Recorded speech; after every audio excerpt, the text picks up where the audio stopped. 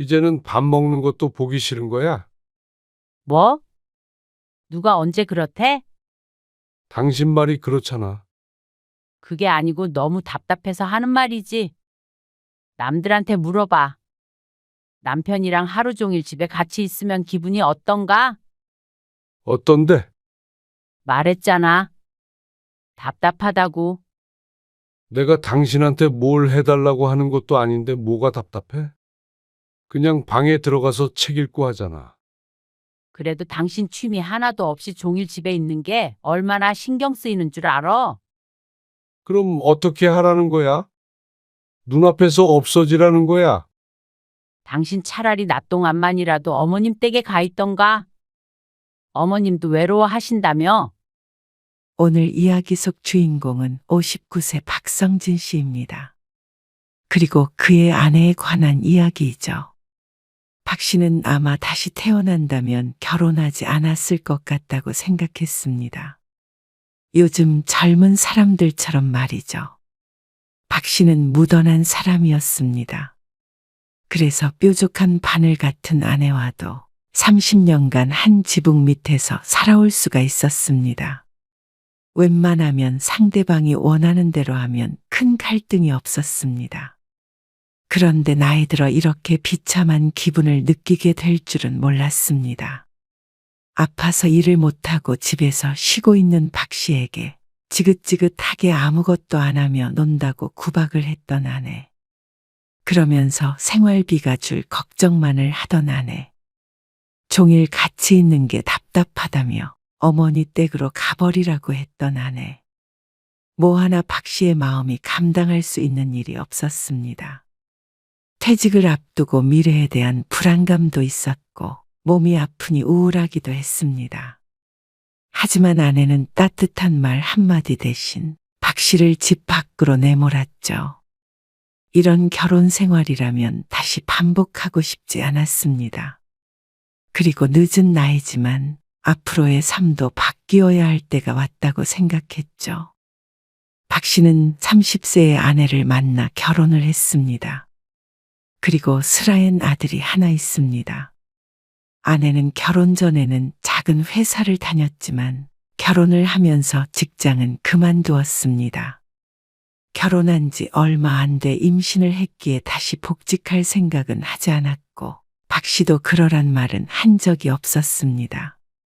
아내는 육아며 집안일이며 완벽하게 하려는 경향이 있었습니다. 그게 적성에 맞는다는 말도 했습니다. 박 씨의 아들은 공부를 잘했습니다. 그리고 그렇게 되기까진 아내의 노력도 어느 정도 있었습니다. 당근보다는 채찍을 들기를 택한 아내 때문에 공부는 잘했지만 아들은 종종 괴로워했습니다. 그 부분에서 박 씨와는 육아 방침이 달랐습니다. 하지만 아내의 고집을 박 씨도 꺾을 수 없었습니다. 결과적으로 아들은 좋은 대학에 갔으니 아내에 맞았을 수도 있었습니다. 하지만 아들은 대학에 입학해서 자취를 하겠다며 바로 나가서 살았습니다. 거리가 멀지 않은 대학이라 통학이 가능했는데도 불구하고 너무 강경했습니다. 엄마 등살에 못 살겠다는 아들을 박 씨라도 편을 들어야 했습니다.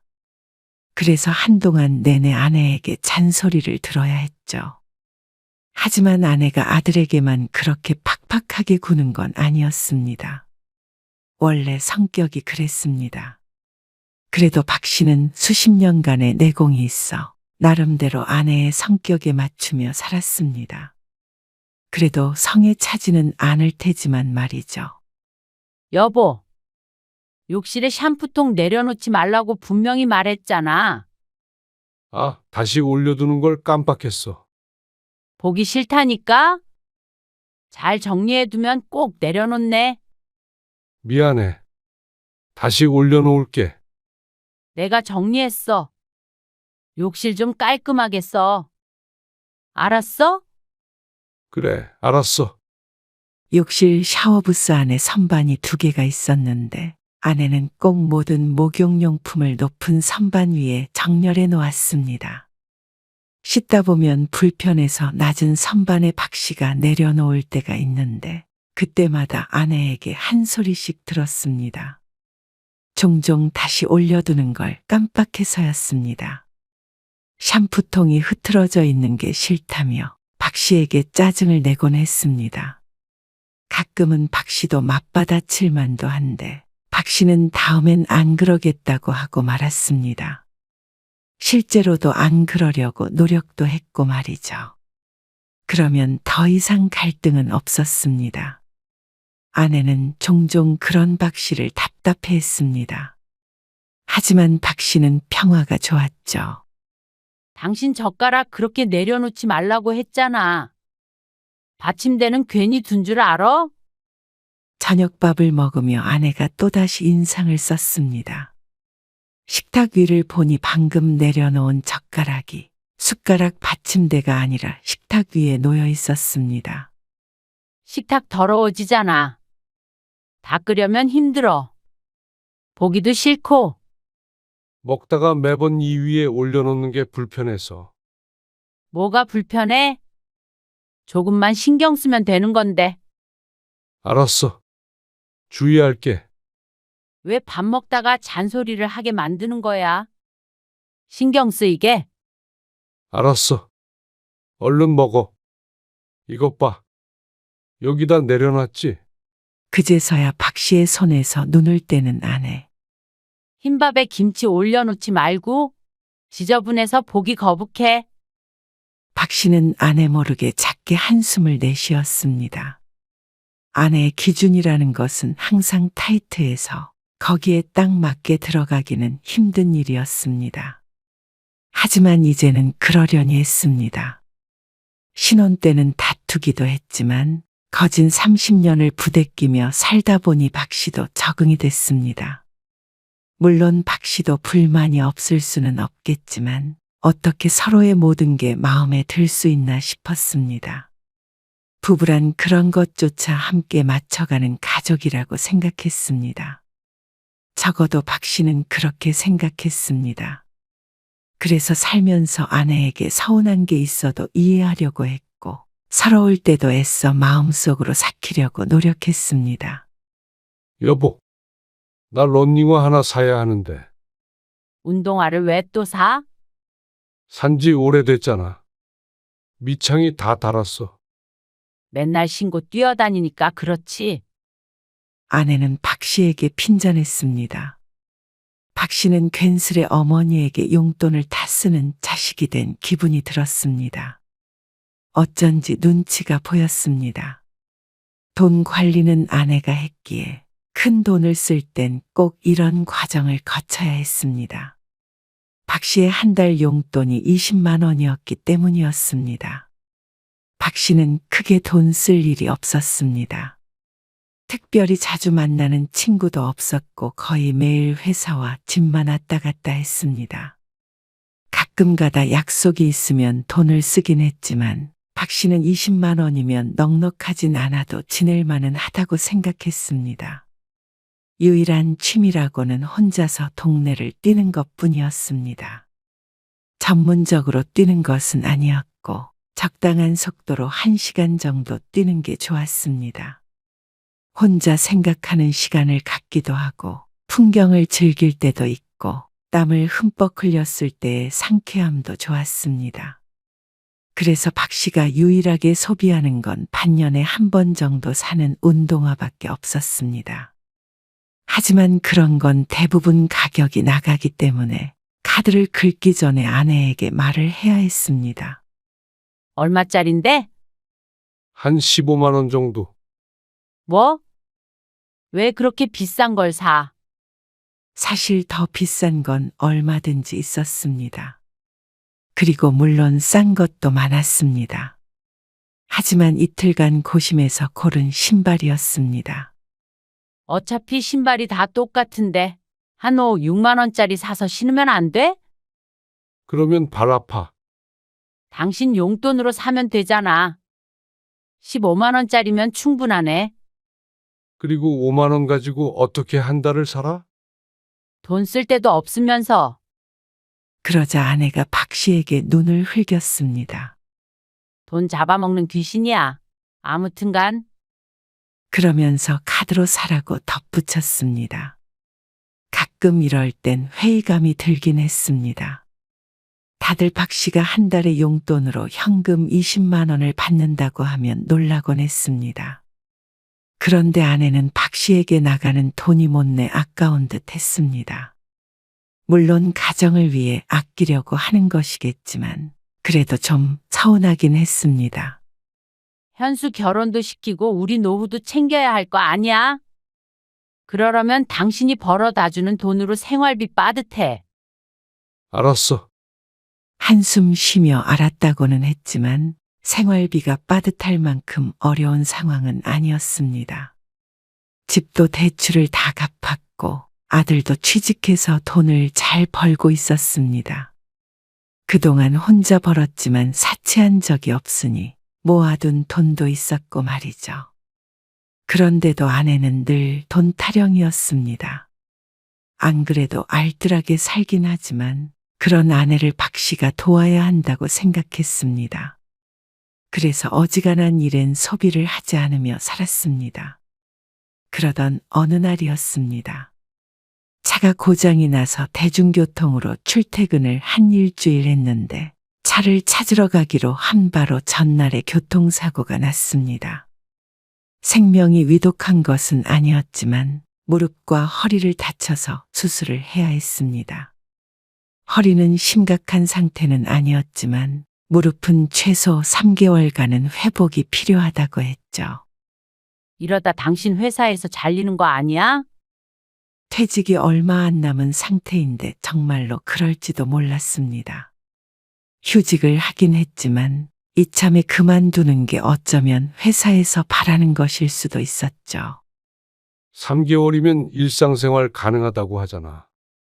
아, 그러니까 왜 잘 보지도 않고 길을 건너? 이 소리는 사고가 난 뒤에 아내에게 10번도 넘게 들은 말이었습니다. 초록불에 건너다 우회전하는 차량에 부딪혔는데 아내는 그로 인해 회사에 못 나가게 되어 박 씨가 미운 모양이었습니다. 박 씨는 크게 다치지 않아 다행이라고 생각했지만 아내는 불만이 많아 보였습니다. 박 씨는 퇴원 후에 집에 있었습니다. 오늘도 집에 있을 거지? 그래야지. 언제 돌아다닐 수 있대? 나가려면 나갈 수 있는데. 불편해서 뭐하러 나가. 목발을 짚고 걸을 수 있는데 통증도 있고 불편하기도 해서 박 씨는 거의 집에만 있었습니다. 팔을 다쳤다면 좀 더 자유로울 수 있었을 텐데 무릎이라 참 괴로웠습니다. 스스로 집에 있는 걸 좋아하는 성향이라고 생각했지만 사람이 집에만 있으면 머리가 좀 이상해지는 기분이 들었습니다. 달리기는 다 낫고도 못하겠네. 1년은 있어야겠지. 아이고, 운동화가 굳었어. 아내의 말에 박 씨는 고개를 절레절레 저으며 책을 집어들었습니다. 박 씨는 집에 있는 동안 책을 읽거나 TV를 보거나 하는 것밖에는 할 게 없었습니다. 하지만 답답해한다고 달리 할 수 있는 것도 없었습니다. 그런데 박 씨보다도 답답해하는 게 어쩌면 아내인 것 같았습니다. 도대체 언제 나? 영양제 좀 팍팍 먹으라니까? 아내가 알 수 없는 영양제 5알을 건네며 말했습니다. 아침에 먹었어. 근데 왜 이렇게 안 낫는 거야? 너무나도 짜증스럽게 내뱉는 말에 박 씨도 미간이 좁혀졌습니다. 아파서 가장 괴로운 것은 박 씨였으니 말이죠. 오늘은 좀 나가서 바람이라도 쐬고 와. 그저께 갔다 왔잖아. 회사도 못 가는데 친구라도 만나고 오던지. 이러고 누굴 만나고 오라는 거야? 조금씩 걸을만해지자 아내는 자꾸만 박 씨를 밖으로 내보내고 싶어 했습니다. 움직일만은 하지만 그렇다고 밖을 나다니긴 불편하고 불안했습니다. 운동을 안 하니까 아프지? 그런 박 씨를 운동 부족이라며 나무랐습니다. 여보. 근데 당신이 밥 좀 알아서 챙겨 먹으면 안 돼? 밥을? 그래? 생각해보니까 억울하네. 당신도 아무것도 안 하고 집에 있는데 왜 내가 삼시세끼를 해다 바쳐야 하는 거야? 해다 바치다니? 무슨 말을 그렇게 해? 그렇잖아. 당신이 일을 가는 것도 아니고 그렇게 종일 집에만 있는 거 보면 얼마나 그런 줄 알아? 뭐라도 좀 하던가. 그렇다는 게 무슨 뜻인지 알아듣지를 못했습니다. 그리고 도대체 뭘 하라는 것인지도 말이죠. 환자가 회복하는 게 가장 우선이 아닌가 싶었지만 아내는 좀 다른 생각을 하고 있는 것 같았습니다. 삼시세끼 해주는 것도 힘들다.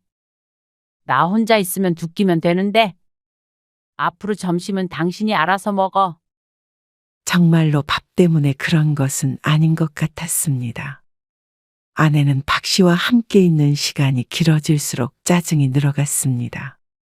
꼭 집에서 놀고 먹는 백수 남편 바라보듯 보는 그 눈빛이 부담스러워 박 씨는 결국 집을 나서곤 했습니다. 갈 데도 없었고 할 일도 없었습니다. 무엇보다 어딜 막 돌아다니질 못하니 그냥 한두 시간을 때우다 들어가곤 했습니다. 그러면 아내는 좀 더 부드러워져 있었습니다.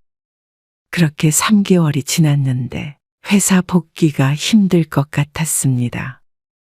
무릎이 여전히 안 좋기도 했고 회사 분위기도 그랬습니다. 퇴직해서 몸도 회복하면서 재취직 준비하려고 하는데 어떻게 생각해? 어차피 곧 회사에서 나와야 하는 나이였습니다. 그래서 그 전부터 늘 은퇴 후의 삶에 대해 고민해오고 있었죠. 이왕 집에서 쉬게 된 거, 제2의 인생을 위한 준비 시간을 갖자 싶었습니다. 100세 시대인데 60에 은퇴해서 모아둔 돈만 쓰며 살 수는 없었습니다. 하지만 아내는 결사반대를 했습니다. 잘릴 때까지 딱 붙어 있어. 한 달이라도 월급 더 받고 그만둬야지. 지금 그만둬서 어떻게 살아? 어차피 한두 달은 더 쉬어야 해. 이러고 출근을 어떻게 해? 당신 집에서 충분히 쉬었잖아. 아무것도 안 하고. 아무것도 안 한다는 말은 귀에 딱지가 않도록 들었습니다. 하지만 박 씨도 마냥 아무것도 안 하고 있었던 것은 아니었습니다. 아내의 눈에는 그렇게 비춰졌을지 몰라도 회사를 알아보거나 사업을 구상해 보기도 하고 나름대로 머리 복잡한 3개월을 보냈습니다. 그럼 한 달 뒤에 회사 나가? 다 낫지 않아도 일단 회사에 가라며 아내는 막무가내였습니다. 박 씨는 더 이상의 언쟁은 피했습니다. 무슨 말로 설득해 보려고 해도 아내는 듣질 않았습니다. 대화가 되지 않았습니다. 그런데 박 씨가 무릎을 재수술하게 되며 회사도 그만두게 되었고 원치 않게 또다시 3개월을 집에서 보내게 되었습니다. 박 씨조차도 예기치 못한 일이었습니다. 하지만 박 씨는 현실을 받아들였습니다. 박 씨의 나이가 50대 후반이기에 회사를 굉장히 오래 다닌 것이었습니다. 앞으로 1, 2년 정도 남았습니다. 그전에도 은퇴 얘기 종종 했었기에 시기가 맞물렸다는 생각이 들었습니다. 그런데 아내는 박 씨가 집에서 놀고 먹는 게 편해서 일을 그만뒀다고 생각하는 눈치였습니다. 박 씨가 집에 있는 걸 못마땅하게 생각했던 아내였으니 말이죠. 설마 싶었습니다. 하지만 퇴직을 하고 나서 아내의 대우가 더 나빠졌습니다. 아, 걸리적거리게 왜 자꾸 왔다 갔다 해? 점심 먹으려고 부엌에 가. 냉장고에 뭘 사두기만 하면 금방이야. 아주 그냥 그 말에 박 씨의 걸음이 멈춰섰습니다. 집에만 있으면서 먹어대니까 그렇지. 아내는 계속해서 투덜거렸습니다. 밥을 차려달라고 한 것도 아니고 알아서 먹겠다는데도 그것마저 꼴보기 싫은 것처럼 인상을 썼습니다. 박 씨는 아내의 말이 가슴에 박히는 듯했습니다. 이제는 밥 먹는 것도 보기 싫은 거야. 뭐? 누가 언제 그렇대? 당신 말이 그렇잖아. 그게 아니고 너무 답답해서 하는 말이지. 남들한테 물어봐. 남편이랑 하루 종일 집에 같이 있으면 기분이 어떤가? 어떤데? 말했잖아. 답답하다고. 내가 당신한테 뭘 해달라고 하는 것도 아닌데 뭐가 답답해? 방에 들어가서 책 읽고 하잖아. 그래도 당신 취미 하나도 없이 종일 집에 있는 게 얼마나 신경 쓰이는 줄 알아? 그럼 어떻게 하라는 거야? 눈앞에서 없어지라는 거야? 박 씨도 다소 격앙된 어조로 말했습니다. 아내에게 답답한 건 오히려 박 씨였습니다. 그러자 아내가 대꾸했습니다. 당신 차라리 낮 동안만이라도 어머님 댁에 가 있던가? 박 씨의 어머니 집은 차 타고 10분 거리였습니다. 아직 운전이 힘들었지만 버스를 타도 금방 도착하는 곳이었습니다. 아내는 그게 좋은 아이디어라도 되는 것처럼 눈을 빛내며 말했습니다. 박 씨는 잠시 허공을 쳐다보며 호흡을 가다듬었습니다. 그렇지 않으면 아내에게 모진 말을 내뱉을 것 같았습니다. 어머님도 외로워하신다며? 그 얘긴 1년 전에 나왔던 말이었습니다. 가까이 살던 박 씨의 누나가 피치 못할 사정으로 멀리 이사를 하는 바람에 어머니 홀로 외로워한다고 말이죠. 그때는 듣는 신용도 안 하던 아내였습니다. 그래. 그러면 되는 거야. 진짜 갈 거야? 그래. 낮에는 어머니한테 가 있을게. 됐지? 결국 그렇게 하기로 했지만 박 씨에겐 조금 충격적이긴 했습니다. 어쩐지 집에서 쫓겨난 기분이었습니다.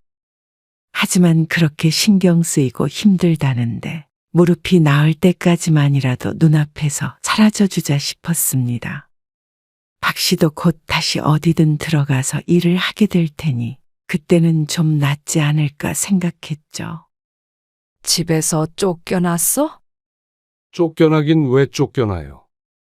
안 그럼 몸도 안 좋다는 애가 왜 자꾸 찾아와? 많이 회복됐어요. 어머니 혼자 계시니까 적적할까봐 오는 거죠. 적적하기는 젊은 애가 또 하필이면 무릎을 다쳤어. 그렇게 말하는 박 씨의 어머니가 오히려 절뚝거리고 있었습니다. 박 씨는 차라리 잘 됐다고 여기기로 했습니다. 평소에 어머니를 많이 찾아뵙지 못하는 것도 죄스러웠는데 이참에 좀 챙겨드리자 싶었죠. 이리 주세요. 국은 제가 끓일게요. 그런 것도 할 줄 알아? 기본적인 건 해요. 도가니탕 얼려둔 거 그거나 끓여봐. 무릎 얼른 붓게. 박 씨는 점심쯤에 나와서 이렇게 어머니와 함께 있었습니다. 그렇다고 어머니와 계속해서 무언가를 같이 하는 건 아니었고 한 공간에 있으며 각자 할 일을 했습니다. 박 씨는 책을 읽기도 했고 노트북으로 일자리를 알아보기도 했습니다. 어쩌면 집에 있는 것보다 마음이 편했습니다. 아무것도 안 한다며 핀잔을 줄 사람도 없었고 적어도 박 씨의 건강 상태를 걱정해주는 사람이 같이 있었으니 말이죠. 집에 돌아가면 오후 5시쯤이 되었습니다. 그러면 저녁은 아내와 함께 먹었습니다. 하지만 그런다고 가정이 평화로워지는 건 아니었습니다. 박 씨가 어머니 집을 왔다 갔다 하자 좋아하던 아내는 금세 또 마음에 안 드는 것을 찾아내어 박 씨를 숨도 쉬지 못하게 했습니다. 시작은 사소한 일이었습니다. 평소에 집에서 박 씨의 이런 행동이 마음에 안 든다며 지적하던 아내가 결국 하고 싶은 말은 하나였습니다. 그래서 일할 때는 알아봤어? 알아보고 있다고 했잖아. 그때까지 우린 손가락 빨고 있는 거야? 무슨 손가락을 빨고 있다고 그래. 생활비가 없는 것도 아니잖아. 매달 들어오던 돈이 안 들어오잖아. 일을 안 하는데 당연하지. 그래서 알아보잖아. 그러니까 무릎을 왜 다치냐고? 나도 갑자기 뺨이라도 맞은 기분이야. 뭐? 사고가 난 걸 어떻게? 보험금도 받았잖아. 그게 얼마나 한다고. 나도 이것저것 생각하고 있으니까 조금만 기다려. 왜 자꾸 사람을 못 살게 구는 거야? 뭐? 못 살게 굴어? 누가? 내가? 아내는 어이가 없다는 듯이 말했습니다. 당신 역할이 도대체 뭐야? 돈 벌어오는 거 아니야? 당신이 가장이면 책임감을 좀 가지고 살아. 그 말에 망치로 머리를 한 대 맞은 것과 같은 충격을 받았습니다. 아내는 박 씨를 돈 벌어오는 기계쯤으로 생각하는 모양이었습니다. 그것도 고장난 기계 말이죠. 아내의 말에 화가 난 박 씨가 대꾸했습니다. 그러면 당신도 같이 취직하자. 뭐? 당신도 이제 애를 키워야 하는 것도 아니고, 우리 둘이 사는데 살림이 많은 것도 아니잖아. 나도 다시 일한다고 해도 전처럼은 못 벌 거야. 그만큼 시간도 많아지겠지. 집안일은 같이 하고 일도 같이 하자. 이제는 아내는 잠시 당황하더니 불같이 화를 냈습니다. 가정을 책임져야 하는 건 자신이 아니라 박 씨인데 왜 그 짐을 자기한테 지우려 하느냐며 말이죠. 세상에서 가장 편한 공간이 내 집이어야 하는데 이제는 그게 아니었습니다. 하루 종일 집에서 눈치 보고 아픈 몸으로 어머니 집에 피신 가 있는 것도 비참했습니다. 정말 너무한 거 아니야? 어떻게 그런 식으로 말을 할 수가 있어? 그건 주부로서 내가 지금까지 한 일들을 부정하는 말이야. 당신 여태 고생한 거 부정할 생각 없어. 앞으로 삶은 똑같이 고생하자는 거잖아. 그게 문제야? 왜 말을 그따위로 해? 진짜 서러워서 살 수가 없다. 그따위? 먼저 그렇게 말한 게 누군데 그래. 그리고 말이야, 진짜 서러워야 할 사람은 당신이 아니라 나야. 당신이 나 아프고 나서 따뜻한 말 한마디 건넨 적이나 있어. 참, 이런 당신과 살았다는 게 서글프다. 뭐? 돌봐주길 바란 것도 아니었는데 작은 위안도 되지 못했던 아내. 오히려 세상에서 가장 불편한 사람이 되어버렸습니다. 이 와중에도 어머니 집으로 가버리라며 길길이 날뛰는 아내를 바라보는 스스로의 인생이 불쌍할 지경이었습니다. 박 씨는 아내의 말대로 그대로 뒤돌아 나왔습니다. 그리고 어머니 집으로 갔습니다. 사실 집을 나와도 묵을 곳을 따로 구해야 하는데 돈이 아까웠습니다. 어차피 나온 거 어머니 집에 있다가 천천히 집이라도 구해볼 요량이었습니다. 어머니는 박 씨의 얼굴을 보더니 혀를 찾고 별다른 말은 하지 않았습니다. 그렇게 3일 동안 머물렀는데도 아무것도 묻지 않았죠. 아내에게선 문자 메시지가 한 번 왔습니다. 어머니랑 통화를 했는지 어디 있느냐고는 묻지 않았습니다. 얼른 집에 들어오라고만 했습니다. 박 씨는 답장을 하지 않았습니다. 그런데 오늘은 집에 들어가야만 했습니다. 맨몸으로 나오는 바람에 챙겨온 짐이 하나도 없었습니다. 여보, 집에 들어가자 아내가 얼른 현관으로 나왔습니다. 이렇게 반긴 것은 10여 년 만에 처음인 것 같았죠. 박 씨는 아내 쪽은 바라보지 않고 짐을 쌌습니다. 작은 가방에 우선 갈아입을 옷과 노트북 정도를 챙기고 있는데 아내가 뒷공무니를 쫓아다녔습니다. 그리고 온 지 5분도 안 돼서 다시 집을 나서려고 하자 아내가 얼른 말을 걸었습니다. 얘기 좀 해. 그대로 지나치려던 박 씨를 아내가 붙잡았습니다.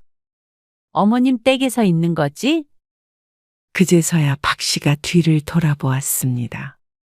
괜히 거기서 어머님한테 민폐 끼치지 말고 와.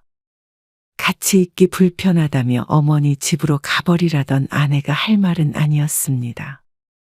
할 말 다 했어? 어? 이만 가도 되지. 아니, 여보.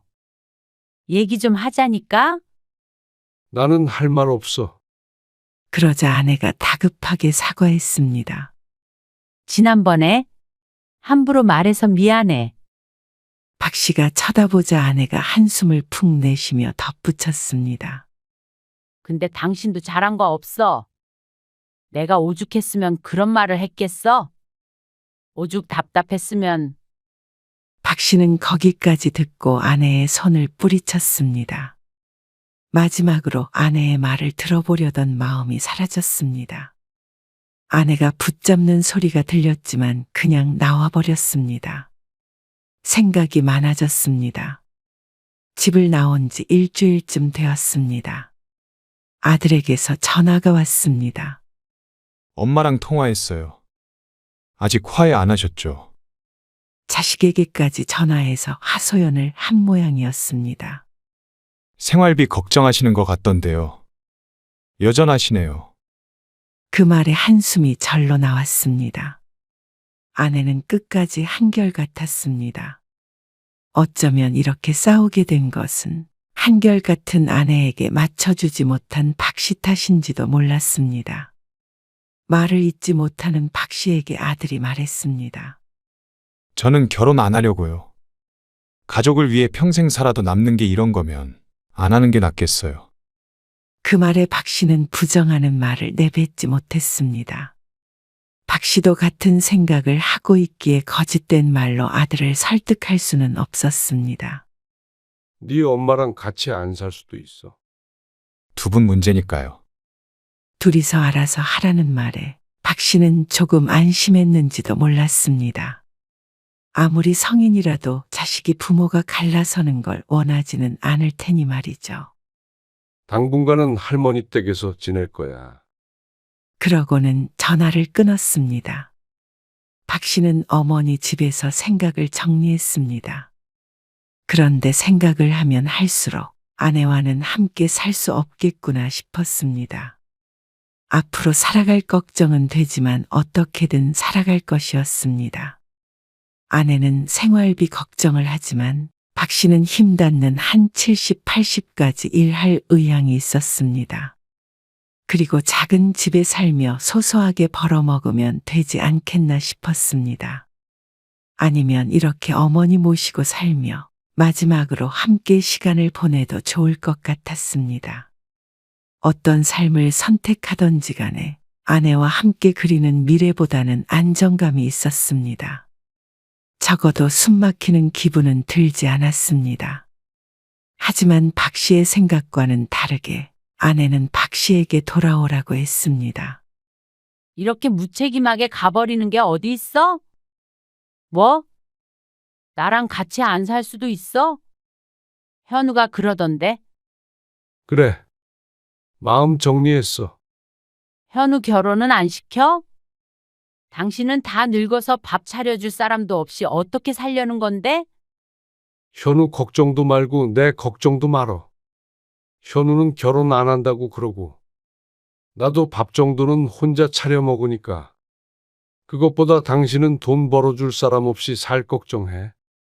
뭐? 진짜 너무한다. 평생 살림했더니 이제 와서는 돈 때문에 비참하게 살라는 거야? 나도 당신이랑 같은 입장이야. 새로 일자리 알아봐야 하고 고상한 일은 못할지도 모르지. 그래도 당연히 돈 벌면서 열심히 살 거야. 당신도 그렇게 살아. 그러면 나 때문에 답답하거나 희생한다고 생각하지는 않을 거 아니야. 그리고 재산은 정확히 반으로 나누자고 했습니다. 그러자 박 씨의 진심을 깨들은 아내가 물었습니다. 정말로 이혼하려고 그러는 거야? 나는 그렇게 못해. 돈? 못 줘. 당신이 안 주면 법원 통해서 받을게. 나한테 이러는 거 아니야. 평생 가정을 위해서 희생하고 헌신했는데 이렇게 헌신짝 버리듯이 버리는 거 아니야. 헌신? 희생? 그건 당신만 한 거 아니야. 그래도 난 부부가 서로 위하며 살아야 한다고 생각했어. 그렇게 살면 되잖아. 당신이랑은 그게 안 될 것 같다. 당신이 돈 못 버는 남편은 필요하지 않듯이. 내 몸 아픈데 일하러 나가라고 화내는 아내는 나도 필요 없어. 그러자 아내가 꿀먹은 벙어리가 됐습니다. 박 씨는 집으로 돌아가지 않았습니다. 미안해. 여보, 내가 생각이 짧았어. 이혼은 안 돼. 그땐 그냥 그 상황이 답답해서 그런 거야. 당신이 답답해서 그런 거 아니고. 아내는 뒤늦게 울면서 이혼만은 하지 말자고 했지만 박 씨의 마음은 돌아섰습니다. 내 스스로가 불행해서는 안 되겠다 싶었습니다. 더 이상은 불쌍해지고 싶지 않았습니다. 그래서 박 씨는 아내와 이혼을 택했습니다. 퇴직하고 제2의 인생을 준비한 것처럼 아내 없는 노후 인생을 계획했습니다. 비록 부부가 알콩달콩 보내는 노후는 아닐지언정 마음은 편했습니다.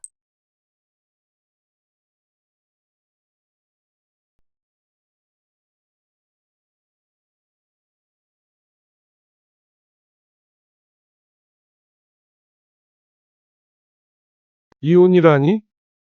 지금 장난해? 이혼이 그렇게 쉬운 건 줄 알아? 쉽지? 서로 도장만 찍으면 되는 거잖아. 맨날 법원 앞에서 만나자고 했으면서 뭐가 어려워? 참나, 내가 살다 살다 이런 일이 나한테 생길 줄은 몰랐네. 남자들이 은퇴할 때가 되면 여자들이 이혼장 내민다고 하더니 당신이 어떻게 나한테 이래? 은퇴랑 이혼이랑 무슨 상관이야? 삼시세끼 밥 해주기 싫어서 여자들이 남자 버린다더라. 당신도 딱 그런 거 아니야? 나 곧 은퇴하니까 세상 사람들한테 물어봐라. 다 늙어서 밥 해주기 싫어서 이혼하자는 여자가 정신이 있는 건지 없는 건지. 당신이야말로 세상 사람들한테 물어봐. 당신처럼 가족을 존중하지 않는 남자가 있는지. 당신이 하도 이혼하자고 해서 나도 그러자는 건데 왜 난리야? 뭐 난리? 말 같은 소리를 해야지. 나이 60 먹고 이혼은 무슨 이혼이야?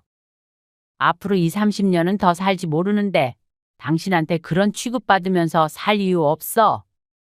당신 진심이야? 나는 당신한테 빈말 한 적 한 번도 없어. 당신이 미쳤구나. 오늘 이야기 속 주인공은 56세 성지숙 씨입니다. 그리고 그녀의 남편에 관한 이야기이죠. 성 씨는 남편의 환갑의 남편이 평생 가장 원해왔던 걸 선물로 줬습니다. 바로 이혼 서류였습니다. 신혼 때부터 화가 나거나 다툼이 있을 땐 버릇처럼 이혼하자는 말을 해왔던 남편이었습니다. 툭하면 갈라서자 법원 가자는 말을 해왔습니다. 그동안은 그 말이 나오면 성 씨가 꼭 참고 말았습니다. 그래도 이혼해서 가정이 깨지는 것보다는 성 씨가 참는 게 낫다고 생각했습니다. 그렇게 벌써 30년이었습니다.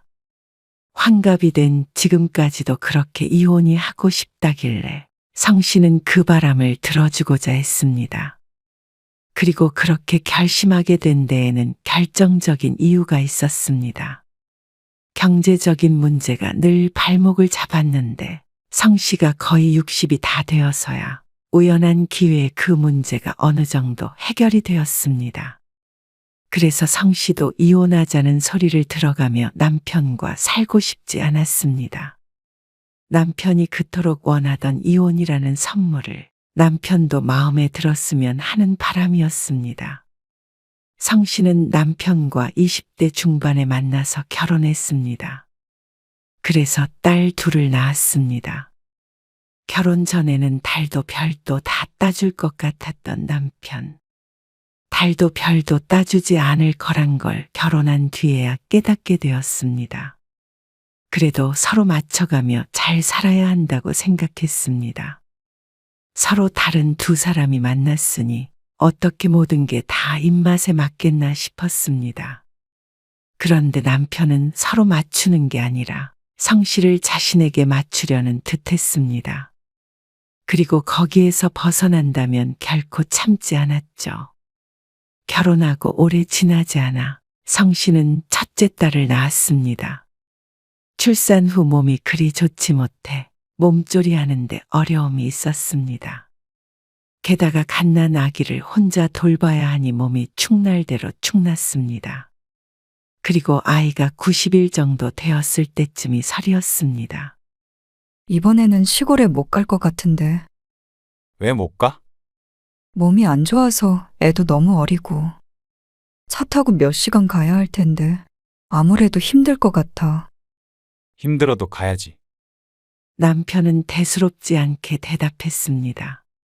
어디가 어떻게 안 좋은지, 아이에겐 왜 힘든 일인지 묻지도 않고 그저 힘들어도 가야 된다고 했죠. 차 막히면 4~5시간도 걸릴 텐데. 어떻게 가? 왜 못 가? 운전은 내가 하고 당신은 가만히 앉아만 있잖아. 남편의 말에 한숨을 쉬었습니다. 당연히 가야 된다는 사람을 설득하기가 힘들었습니다. 그런데 그 한숨 소리를 듣고는 남편이 도끼눈을 했습니다. 그래서 어떻게 한다고? 설날에 시골도 안 가겠다고? 그게 며느리로서 할 소리야? 추석에도 배부른 상태로 갔다가 큰일 날 뻔했잖아. 가서 가만히 있을 수도 없고. 그거 일 좀 한다고 안 죽어. 남들 다 하는 건데 뭐가 문제야? 아니, 서연이도 100일도 안 됐어. 그게 무슨 상관이야? 애가 가서 일하는 것도 아닌데. 당신은 하루 종일 아무것도 안 하고 집에 있으면서 명절에 시집도 가기 싫다는 소리가 나와? 그럼 당신이 하는 일이 뭐야? 화가 점점 올라오는지 남편의 언성도 따라 높아졌습니다.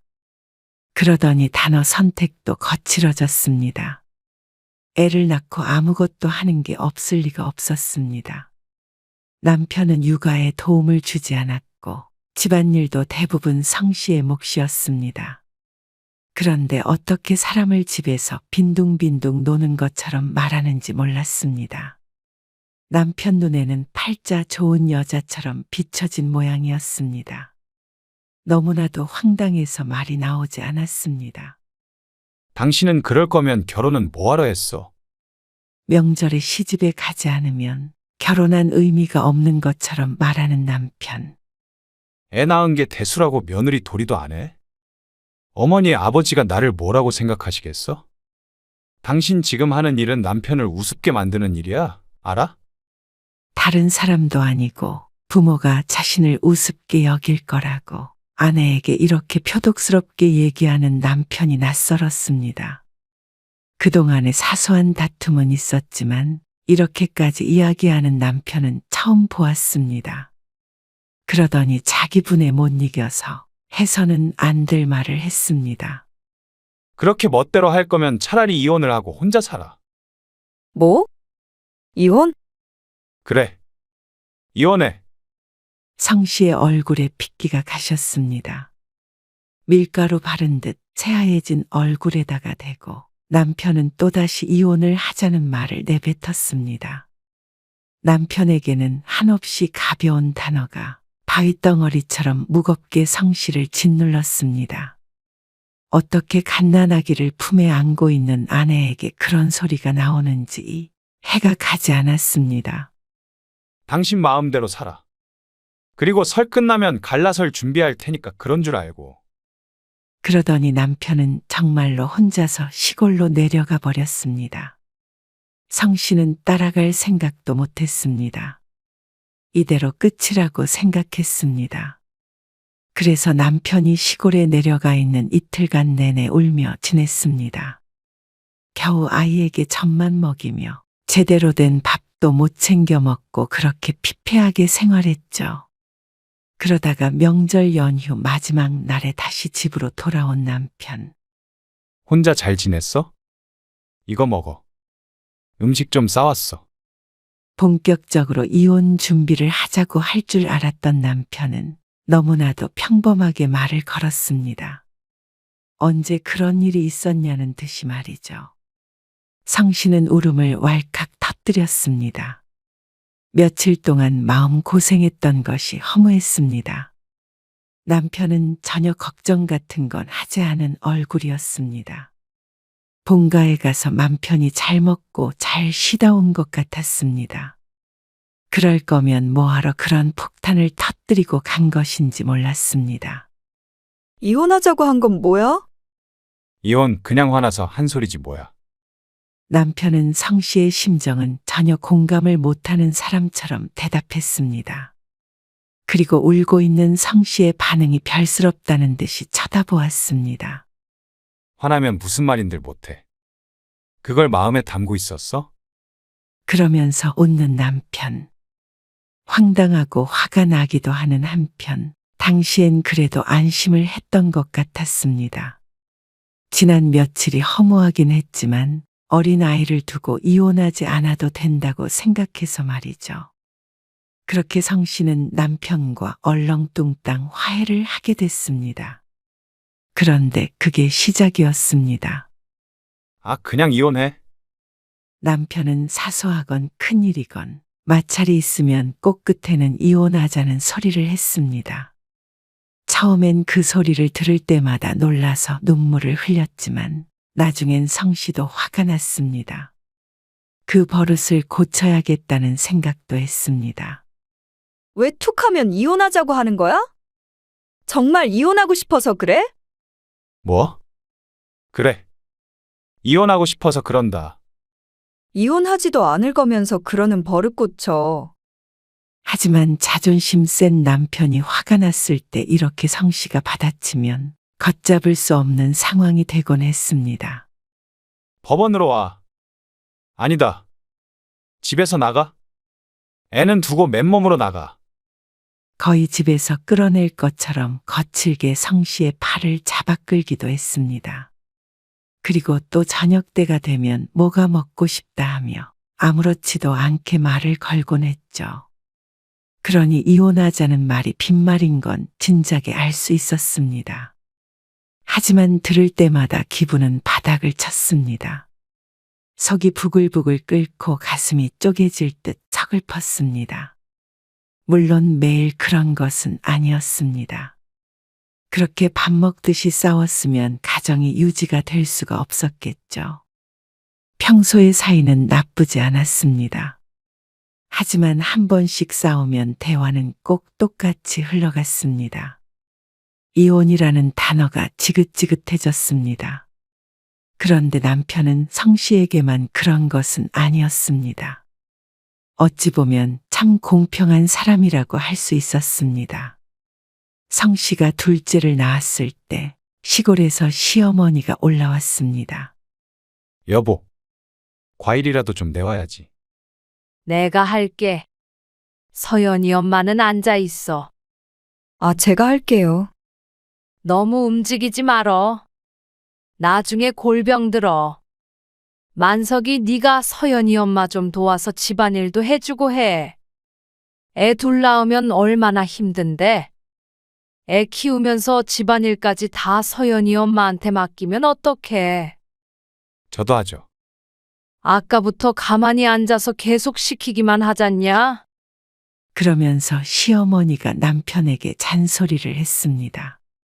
성 씨를 위한 말이었지만 반면에 남편에겐 듣기 싫은 소리였겠죠.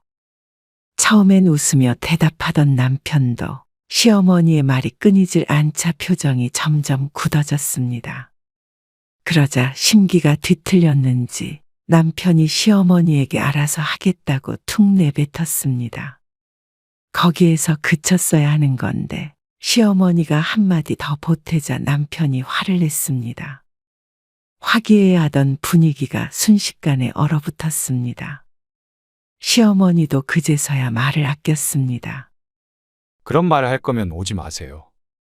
제분에 못 이겼는지 남편이 시어머니에게 모질게 말했습니다. 시어머니는 그런 남편의 말에 상처를 받았고 말이죠.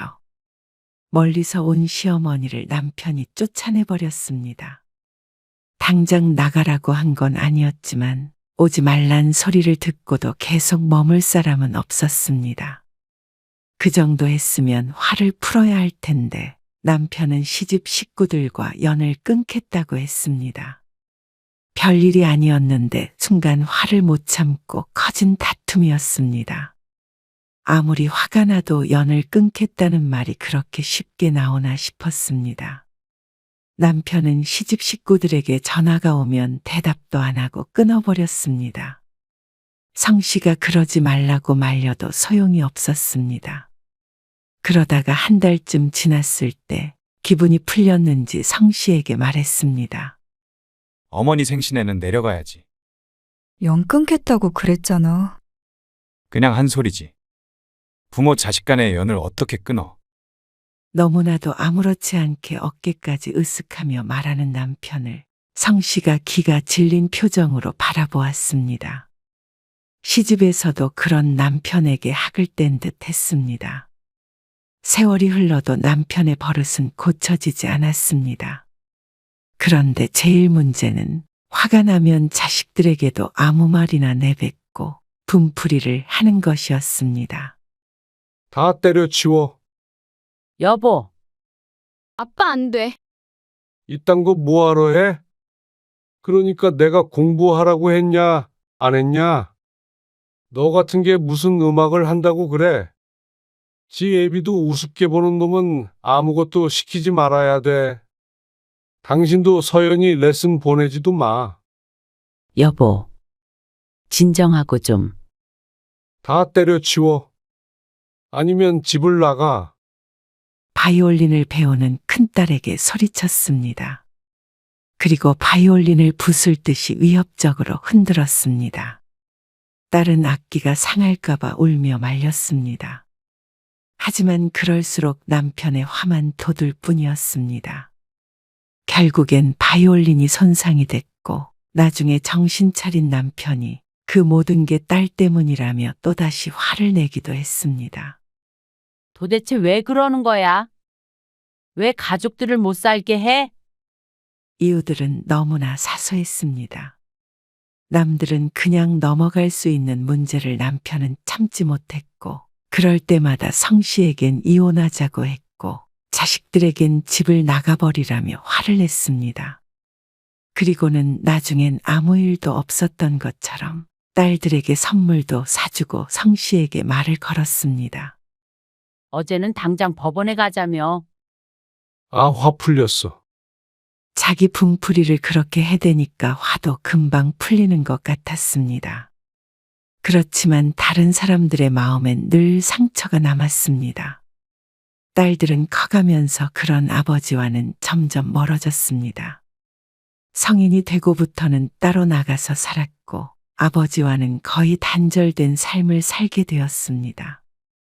하지만 남편은 그런 딸들에게 섭섭해하기만 했지 이유가 뭘지에 대해서 알려고 하지 않았습니다.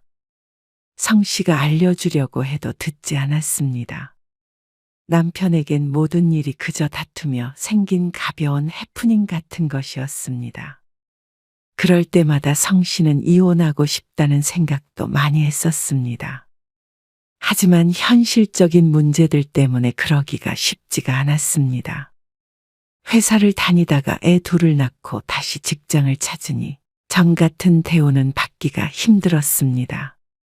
경력이 단절되다 보니까 월급이 높지도 않았죠. 아무래도 경제적으로 남편에게 많이 의지하게 되는 상황에서 이혼이라는 결정을 내리기엔 두려웠습니다. 그래서 늘 내가 참아야지 하며 살았습니다. 하지만 나이가 들면 들수록 남편은 독불장군의 시한폭탄 같은 사람이 되어가고 있었습니다. 저런 사람들은 잘 사나? 주말 저녁 남편은 약속이 있다며 나갔고 성씨 혼자 남아 TV를 보고 있었습니다. 요새는 이혼한 사람들이 나오는 프로그램이 많았습니다. 세상이 참 많이 변했다며 흥미롭게 보다가 출연자에게 자신의 모습을 대입해 보았습니다. 어떤 사람들은 나이 들어 이혼하면 여자는 먹고 살기 힘들다며 그냥 꾹 참고 살라고 했습니다. 그리고 또 어떤 사람들은 이혼하면 남자만 손해라고 여자는 혼자 사는 게 좋다고 하기도 했습니다. 당장 어젯밤만 하더라도 남편은 성 씨에게 이혼을 하자고 했습니다. 집안일 때문에 다툼이 시작됐는데 그러면 설거지 잘하는 남자한테 가라며 이혼 서류에 도장을 찍으라고 했습니다. 물론 진심이 아니겠지만 성 씨는 정말로 도장을 찍고 싶었습니다. 밖에서 돈 벌어오는 사람한테 꼭 설거지를 시켜야겠냐? 퇴근해서 오니 싱크대에 산더미처럼 쌓여있던 컵들. 남편이 쉬는 날이었는데 하루 종일 집에 있으면서 물 한 잔 마시고 싱크대에 넣어놓고 또 새 컵을 꺼내서 물을 마시고 점심에 먹은 것도 그대로 둬서 말라붙은 상태였습니다. 설거지 좀 해놓지 그랬냐는 말에 남편의 대답이 황당했습니다. 돈은 성씨도 벌었습니다. 그런데 남편은 꼭 자신만 돈을 벌고 성씨는 놀러라도 다니는 것처럼 말을 했습니다. 나도 일하는데 어째서 당신은 집안일에 손 하나 까딱을 안 하는 거야? 그러면 당신도 나만큼 벌어오던가? 남편이 자주 하는 말이었습니다. 월급이야 남편이 많겠지만 일하는 시간은 성씨나 남편이나 비슷했습니다. 그런데도 돈을 덜 버는 성씨가 집안일은 알아서 해야 한다는 말이었습니다. 남자는 이런 거 하는 거 아니라는 생각을 하는 사람이었습니다. 그럼 차라리 내가 일을 그만둘게. 그러면 억울하지는 않았습니다. 그런데 남편은 또 그건 치를 떨게 싫어했습니다. 그래서 아이들이 어느 정도 큰 뒤부터는 성씨도 일을 쉬어본 적이 없었습니다. 당신이 번 걸로는 생활비 정도는 낼 수 있잖아. 그러면 성씨도 중요한 역할을 하는 것인데 늘 무시당하기 일쑤였습니다. 더럽고 치사했습니다. 어쩌다 이런 사람이랑 결혼을 했나 후회됐습니다. 나이가 들면 나아질 줄 알았는데 어째서인지 더 대화가 통하지 않게 되는 것 같았습니다. 연애 때 알았으면 결혼하지 않았을 텐데 왜 그걸 몰랐나 싶었습니다. 이래서 요즘 사람들이 동거부터 한 뒤에 결혼을 한다고 하는구나 생각했죠. 일단 애가 있으면 이혼은 쉽게 생각하지 못했으니 말이죠. 아니면 도장 찍던가. 뭐? 도장 찍고 그 돈으로 살아. 말을 말자 싶었습니다. 젊었을 땐 자식 때문에 이혼 생각은 못했고 나이 들어서 자식들이 다 큰 뒤에는 경제적 문제 때문에 그럴 생각을 하지 못했습니다. 내내 고생하다가 나이 들어 돈도 없이 갈라서면 나머지 인생이 비참할까봐 걱정이 되었습니다. 그러던 어느 날이었습니다. 얼마요? 3억? 3억을 절 주시겠다고요? 그래. 대신 나중에 재산 가지고 뭐라고 하지 말어라. 난 네 언니네 집에서 살기로 했으니까 언니는 더 챙겨줘야 하지 않겠냐? 그건 그렇죠. 친정 어머니에게서 온 전화. 성씨는 자신도 모르게 주변을 둘러보았습니다. 집에 혼자 있는데도 꼭 누가 듣고 있을 것만 같았습니다. 그리고 얼떨떨했습니다. 친정어머니가 최근 다리가 불편해졌는데 살던 집을 정리하고 큰언니 집으로 들어간다고 했습니다. 그러면서 성씨에게는 3억을 주겠다고 했습니다. 대신에 나머지 유산은 전부 큰딸에게 주겠다고 했습니다. 어머니를 모시고 살 상황은 아니기에 성씨는 그 정도도 감지덕지라고 생각했습니다. 고생하는 큰언니가 당연히 더 가져야 한다고 생각했죠. 성씨에게 큰 돈이 생겼습니다. 그것도 남편은 모르는 돈 말이죠. 어째서인지 남편에게는 천천히 말해야겠다는 생각이 들었습니다. 남편도 돈 관리는 스스로 하기 때문에 성씨가 모르는 돈이 분명히 있을 것이었습니다. 그렇기에 보험처럼 당분간은 성씨가 가지고 있을 생각이었습니다. 그리고 지난해 친정 어머니의 팔순 때였습니다.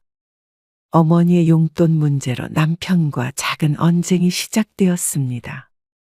200만 원이나 드리자고? 너무 많지 않아? 근데 어머님 팔순 때도 200만 원 드렸잖아. 우리 엄마? 게다가 여행도 보내드렸는데 엄마는 다리 아파서 못 가시니까 그건 됐고, 그래도 용돈은 똑같이 드려야지. 왜 똑같이 드려야 해? 그게 무슨 말이야? 상황에 맞게 드리는 거지. 우리 엄마는 혼자 사시니까 200 드린 거고, 장모님은 처형이랑 사는데 큰돈이 뭐가 필요해? 그게 무슨 논리야? 아무리 그래도 우리 엄마는 50만 원만 주는 게 이해가 안 가. 그건 내가 번 돈으로 드린 거잖아. 당신도 더 드리고 싶으면 당신 월급에서 보태. 뭐? 그렇잖아. 왜 장모님 팔순에 나한테 큰돈을 내라고 그러는 거야? 남편의 말에 성 씨는 할 말을 잃었습니다. 아무리 그래도 이렇게 부당한 일을 이토록 당연하게 내뱉을 줄은 몰랐습니다. 이 정도면 남남이 아닌가 싶었습니다. 시어머니 팔순에도 용돈을 드리고 여행도 보내드리고 성 씨가 시골에 내려가 하루 자고 오기도 했습니다. 미역국도 직접 끓여드렸는데 남편은 양가의 용돈만 똑같이 드리자는 말이 거슬리는 모양이었습니다. 그래놓고는 네 돈으로 해라 하는데 정이 다 떨어질 지경이었습니다. 친정어머니 드릴 돈이 없어서가 아니라 그 심보가 너무나 고약했습니다. 내가 당신한테 엄마 미역국을 끓여달라고 한 것도 아니잖아. 너무한 거 아니야? 미역국? 이상한 소리를 하네. 내가 미역국을 어떻게 끓여? 그리고 사위랑 며느리랑 같아? 뭐가 다른데? 아, 몰라. 당신이 알아서 드리던가 해. 당신은 남편이 뼈 빠지게 일해서 친정에 퍼다 주길 바래. 누가 퍼다 주래? 됐어. 그만 얘기해. 아니, 말은 끝까지 해. 내 월급으로 전부 생활비 쓰는데 나더러 엄마 200만 원을 만들어서 드리라는 거잖아. 그래서 내가 50만 원 드린다잖아. 그게 말이 되냐고. 아이, 진짜. 장모님이 돈이 뭐가 필요하시냐고. 돈 안 필요한 사람이 어디 있어? 옛날에 우리 결혼할 때 엄마가 더 보태줬는데 왜 당신은 늘 당신 집만 신경 써? 뭐? 당신 집. 말이 점점 함부로 나온다? 당신은 어쩜 그렇게 이기적이야? 당신한테는 부부가 이런 거야? 성 씨도 화가 나서 참을 수가 없었습니다. 그동안 남편이 시집을 챙기는 만큼 성 씨도 친정을 알아서 챙겨야겠다 생각하며 살았습니다. 그런데 이렇게까지 처가를 등한시할 줄은 몰랐습니다. 다른 날도 아니고 팔순의 말이죠. 그랬더니 어김없이 남편의 입에서 나오는 말. 그렇게 불만이 많아서 나랑 어떻게 살아? 그럴 거면 도장 찍어줘? 뭐? 이혼해 주느냐고. 그러면 장모님한테 효도할 수 있을 것 같아? 남편은 단단히 착각하고 있었습니다. 이혼을 하면 성 씨가 땡전 한 푼 없이 쫓겨날 것이라고 생각하는지도 몰랐습니다. 성 씨도 이혼을 하면 경제적으로 힘들어질 거라곤 생각했지만 그렇다고 성 씨가 전혀 기여한 바가 없는 게 아니었습니다. 풍족하게 살지는 못해도 먹고 살 수는 있었습니다. 그리고 성 씨에게는 믿는 구석도 있었습니다. 남편은 성 씨가 말이 없는 걸 가지고 꼬리를 내렸다고 착각한 모양이었습니다. 인심을 썼다는 듯이 장모님에게는 100만 원 드릴 테니 그렇게 하려고 일축했습니다. 참 고맙기도 했습니다. 성 씨는 한동안 남편과 대화를 하지 않았습니다. 남편은 성 씨가 토라졌다고 생각했습니다. 성 씨는 그 오해를 바로잡지 않았습니다. 남편은 평상시와 다르지 않았습니다. 성 씨의 마음속만 소용돌이가 치고 있었죠. 그리고 얼마 뒤가 남편의 환갑이었습니다. 그때 성 씨는 선물 대신 어떤 서류를 건넸습니다. 이게 뭐야? 당신 생일 선물. 생일 선물? 남편이 의아한 얼굴로 종이를 내려다보았습니다. 거기에 적힌 이혼이라는 단어에 남편의 눈이 크게 뜨였습니다. 이혼? 그러더니 이혼이라는 말을 2번 더 중얼거렸습니다. 얼른 와닿지 않는 단어인 듯 했습니다. 평생을 자기 입으로 내뱉었던 말인데 말이죠. 당신 환갑인데 내가 해줄 건 없고, 당신이 그동안 너무 바랬던 거 들어주려고. 어때? 이게 무슨 개소리야? 당신 늘 나랑 갈라서고 싶어 했잖아. 그래서 이참에 그 소원 들어주려는 거야. 남편은 당황한 듯 눈을 빠르게 깜빡거렸습니다. 무슨 말을 하는지 모르겠는데.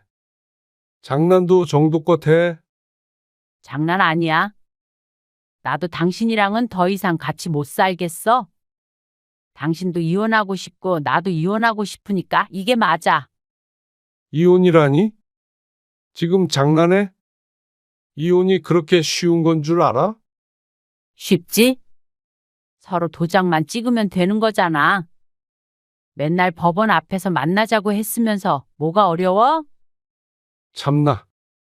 남편은 기가 막힌 듯 헛웃음을 짓더니 말했습니다. 내가 살다 이런 일이 나한테 생길 줄은 몰랐네. 남자들이 은퇴할 때가 되면 여자들이 이혼장 내민다고 하더니 당신이 어떻게 나한테 이래? 은퇴랑 이혼이랑 무슨 상관이야? 삼시세끼 밥 해주기 싫어서 여자들이 남자 버린다더라. 당신도 딱 그런 거 아냐? 나 곧 은퇴하니까 세상 사람들한테 물어봐라. 다 늙어서 밥 해주기 싫어서 이혼하자는 여자가 정신이 있는 건지 없는 건지. 남편은 성 씨가 이혼을 하자고 하니 평생의 버릇이 고쳐진 듯 굴었습니다. 이혼 얘기가 쏙 들어갔습니다. 원래는 이 타이밍에 한 번쯤은 이혼하자는 말이 나왔어야 했는데 말이죠. 당신이야말로 세상 사람들한테 물어봐. 당신처럼 가족을 존중하지 않는 남자가 있는지. 당신이 하도 이혼하자고 해서 나도 그러자는 건데 왜 난리야? 뭐? 난리. 말 같은 소리를 해야지. 나이 60 먹고 이혼은 무슨 이혼이야? 앞으로 20, 30년은 더 살지 모르는데 당신한테 이런 취급받으면서 살 이유 없어. 그러고 노후에 편히 살 것 같아? 당신 돈 있어. 이 집 반 나눠야지. 그걸로 전세 구해서 나갈 거야. 집만 있으면 어떻게 살아? 꼴랑 한 달에 200만 원 벌어서 말이야. 그건 내가 알아서 살 테니까 걱정 말고. 그제서야 남편도 심각성을 인지한 듯이 자세를 바로 했습니다. 당신 진심이야? 나는 당신한테 빈말 한 적 한 번도 없어. 그래서 성 씨는 그동안 이혼하자는 소리를 단 한 번도 한 적이 없었습니다. 농담처럼도 말이죠. 그리고 그걸 아는 남편은 얼굴이 질렸습니다. 당신이 미쳤구나. 그 말을 하더니 심각한 표정으로 허공을 바라보았습니다. 무언가 생각하는 듯 했습니다. 장모님 일 때문에 그런 거야? 성 씨가 입을 다물고 있자 남편이 변명하듯이 말했습니다. 내가 괜히 그것만 드린 줄 알아? 여행도 보내드리고 할 거야. 뭘 그걸로 서운해가지고 경솔하게 이혼 얘기까지 꺼내?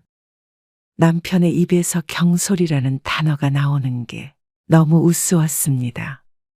남편은 결연한 성 씨의 얼굴을 보더니 표정을 굳혔습니다. 당신 그러고 후회 안 할 줄 알아? 잘 살 수 있을 것 같지? 잘 살든 안 살든 당신 없으면 숨 쉬고 살 것 같아. 남편은 큰 충격이라도 받은 표정이었습니다. 남편은 성 씨의 선물을 거부했습니다. 그리고 그날 이후로 둘은 전혀 말을 하지 않고 지냈습니다. 성 씨는 이 편이 차라리 전보다 낫다고 생각했습니다. 그동안 성 씨도 남편에게 질릴 대로 질린 상태였습니다. 그러니 말 좀 안 섞는다고 한결 나았습니다. 그렇게 일주일쯤 지나자 남편이 성 씨의 눈치를 보기 시작했습니다. 아무리 화를 내도 성씨가 돌아설 마음이 없어 보이자 오히려 초조해 보이는 건 남편이었죠. 진짜 이러지 말자. 애들 결혼도 안 했는데 어떻게 이혼하자는 말을 해? 당신은 서윤이가 태어난 지 얼마 안 됐을 때부터 이혼하자는 소리를 했어. 그건 내가 화가 나서 욱하는 마음에 했던 말이고, 진짜 이혼하고 싶어서 한 말 아닌 거 알잖아. 그 소리도 수십 년 들으니까 세뇌가 됐나 봐. 정말로 이혼해야겠다는 생각을 한참 전부터 했어. 그래도 잘 살았잖아, 우리. 당신이야, 그렇지. 나는 당신이 내뱉는 쓰레기 같은 감정들 다 받으며 살았어. 그런 날 생각한다면 이혼해줘. 미안하다. 지수가. 그제서야 남편의 입에서 미안하다는 소리가 나왔습니다. 내가 다시 한번 그러면 정말로 사람 새끼가 아니야. 아니, 다시 한번 그러든 안 그러든 상관없어. 이혼하면 그럴 일이 없겠지? 지수가. 어떻게 우리 30년 세월을 이렇게 끝내? 나는 진짜로 이혼하고 싶었던 적 없었어. 당신 그동안 가정에 했던 만행들, 나를 무시했던 것들, 이제는 더는 못 참아. 내가 장모님한테도 잘할게. 당신이랑 애들한테도 잘할 테니까 이러지 말어. 남편의 간절해 보이는 모습이 의외였습니다. 내가 뭘 잘못했냐며 화를 낼 줄 알았더니 말이죠. 내가 각서 쓸게. 다시는 당신 무시 안 하고, 이혼하자는 소리도 안 하고, 그럴게. 당신이 그걸 지킬 리가 없잖아. 못 지키면 이 집 당신 통째로 주고 이혼할게. 정말이야. 그 말에 성씨는 솔깃했습니다. 남편의 제안이 나쁘지 않다고 여겼습니다. 정말로 그 말을 지키지 못한다면 성씨는 이혼하고서도 집이 공짜로 생겼습니다. 어쩌면 재산분할로 진흙탕 싸움을 안 할 수도 있었습니다. 그래서 성씨는 남편에게 마지막 기회를 주기로 했습니다. 정말 마지막이었습니다. 그리고 각서도 써두었습니다. 훗날 이혼을 하게 된다면 필요할 것이었습니다. 그 뒤로 남편은 달라진 모습을 보여주었습니다. 진심인지 아닌지는 몰라도 성씨의 눈치는 보는 것 같았습니다. 그동안 부엌대기 취급하던 것도 거의 없어졌습니다. 그리고 성씨는 친정어머니에게 받은 돈은 끝내 남편에게 말하지 않았습니다. 훗날 이혼 소송을 하게 되면 알게 될 가능성도 있지만 지금 굳이 남편에게 말할 필요는 없다고 생각했습니다. 여보, 설거지 내가 할게. 어설픈 솜씨로 설거지하는 모습을 보고 성씨는 별말 없이 안방으로 들어갔습니다. 당장 이혼하지 않는다고 살가운 부부가 되지는 않았습니다. 사이를 회복할 수 있을지 없을지도 몰랐습니다. 그래도 전보다는 훨씬 삶이 나았습니다. 남편과 대면대면하게 있어도 언제든지 이혼할 수 있고 내 삶은 내가 결정할 수 있다고 생각하니 마음의 여유도 생겼죠. 그런 성씨의 눈치를 보는 건 오히려 남편이었습니다. 정말로 이혼할 용기는 없는 사람이 진 것이었습니다. 남편이 환갑이 넘은 나이에 혼자 살아갈 수 있을 리 없었습니다. 성씨는 그걸 무기라고 생각하고 살 생각이었습니다. 이제 우위에 있는 것은 성씨였으니 말이죠.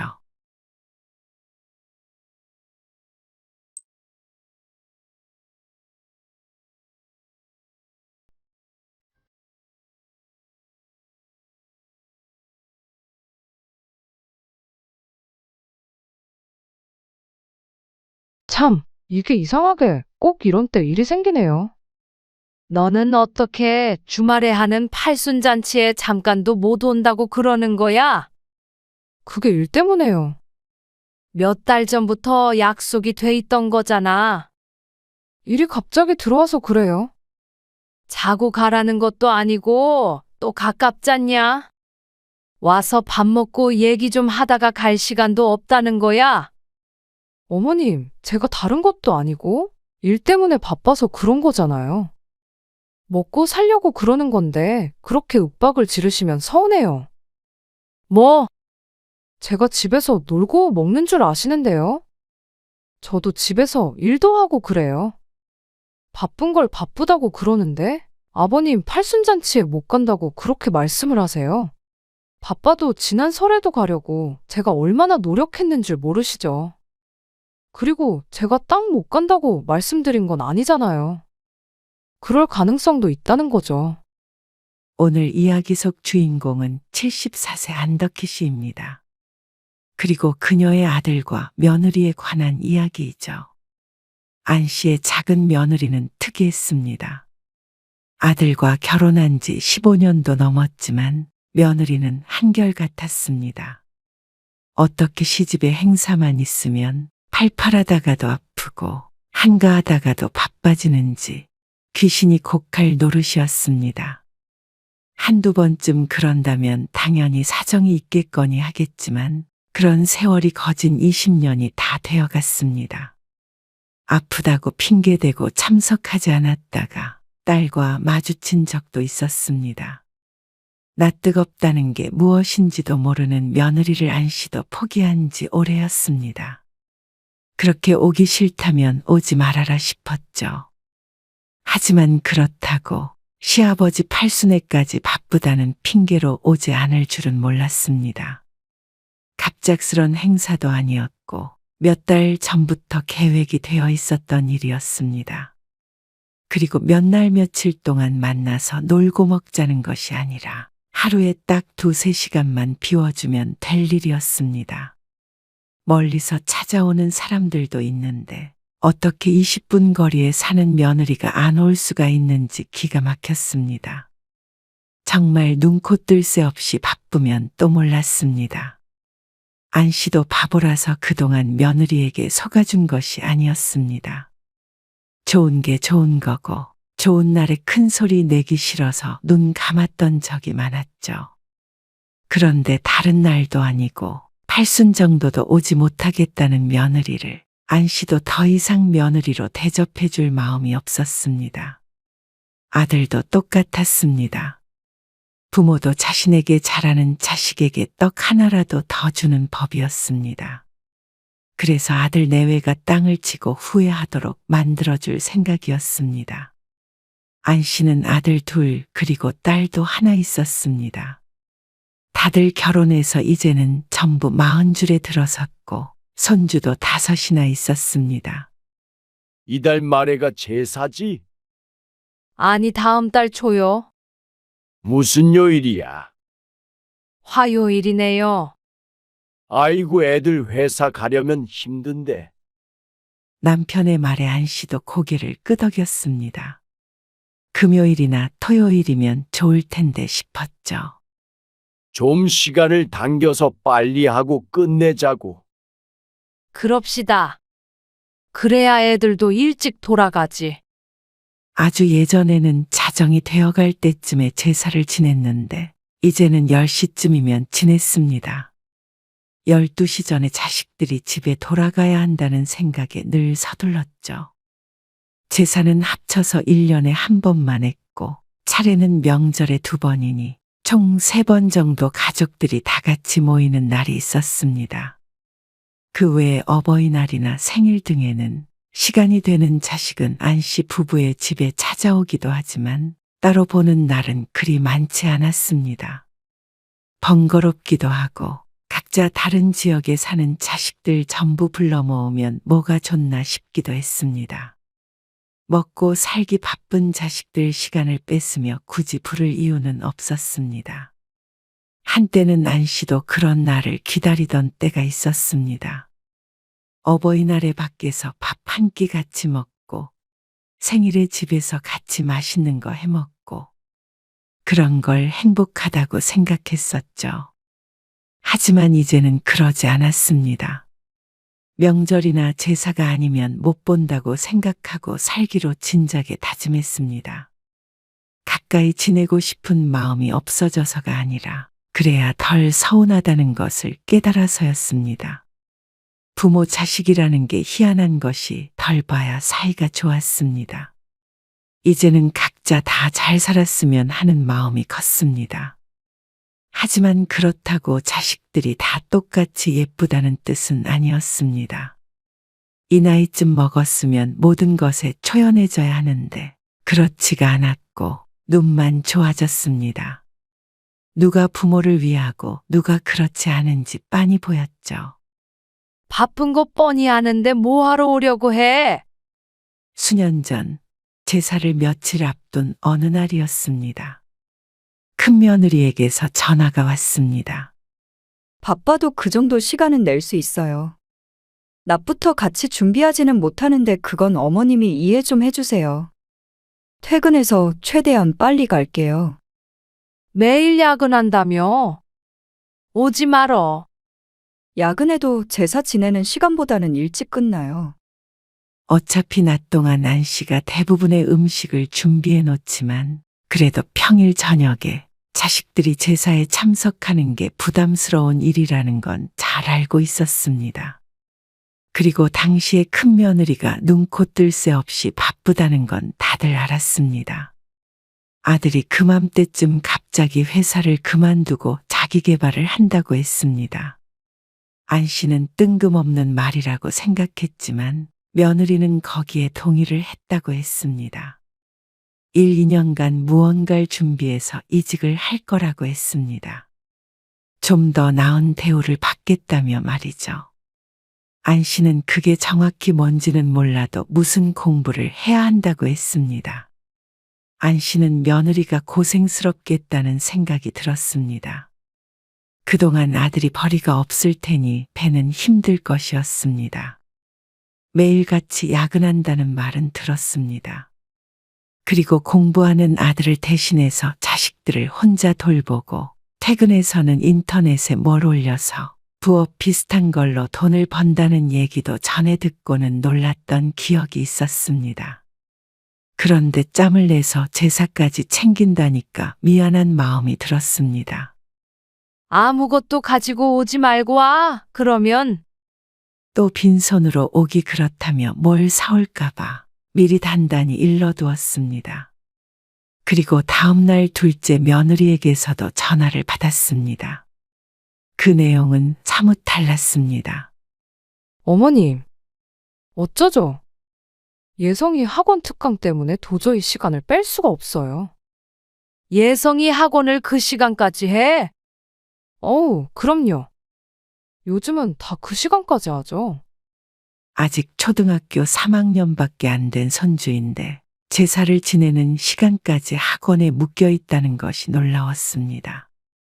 겨우 잡은 특강이라서 빠지면 안 되거든요. 아이고, 제사 못 오는 거야 이해하는데 쉬엄쉬엄 해라. 그럼요. 제가 다 알아서 하죠. 어쨌거나 죄송해요. 가서 음식도 도우고 해야 하는데. 형님 오시죠? 회사 끝나고 온단다. 저도 내년에는 꼭 참석할게요. 내년에도 꼭 참석하겠다는 말은 작년에도 들었던 말이었습니다. 처음에는 좀 서운하기도 했지만 거의 매년 비슷한 일이 반복되자 이제는 전화벨만 울려도 짐작이 갔습니다. 못 온다는데 어쩌겠나 싶었습니다. 그래, 알았다. 예성이 아빠는 온대니? 네. 예성이 아빠만 보낼게요. 음식도 좀 덜 차리고 그게 나을 것 같기도 했습니다. 그리고 당일이 되었을 때 딸이 어린 손주 둘을 데리고 일찍 도착했습니다. 멀리서 오느라 고생했네. 차 많이 막혔지? 낮인데도 좀 막히네. 1시간 반 정도 떨어진 곳에 사는 딸이기에 오는 길이 힘들었을 것이었습니다. 사위는 회사 때문에 오지 못하고 애들 때문에 휴직해서 집에 있는 딸만 낮에 도착했습니다.